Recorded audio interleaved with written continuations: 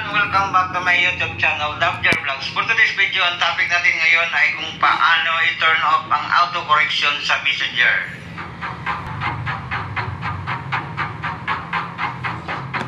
Yan ang gawa natin ng content ngayon.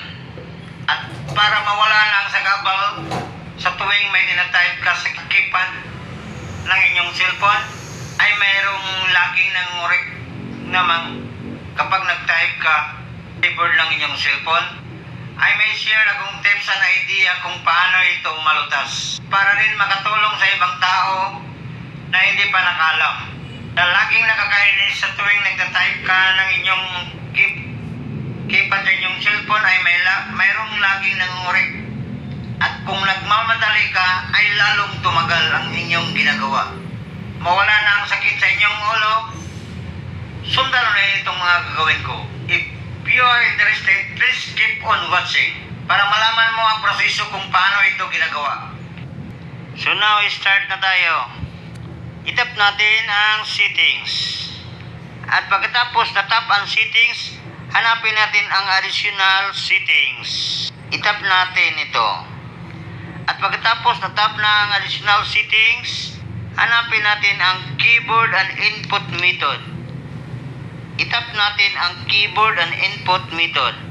At pagkatapos na-tap na ang keyboard input method, hanapin natin ang Gboard. I-tap natin ito. At pagkatapos na-tap na ang Gboard, find text correction. Hanapin natin ang text correction. Yan, text correction. I-tap natin ito. At pagkatapos na-tap na ang text correction, hanapin natin ang show suggestion strip. Dapat i-turn off natin ito para hindi na tayo magambala sa ating pagtitype sa ating mobile phone. I-tap natin ito. I-tap natin ang Facebook. At pagkatapos i-tap din natin dito sa taas para ma-check natin. At ma-check natin. At ngayon, i-tap natin ito. At subukan natin ulit mag-type. Wala na bang magambala? Hello?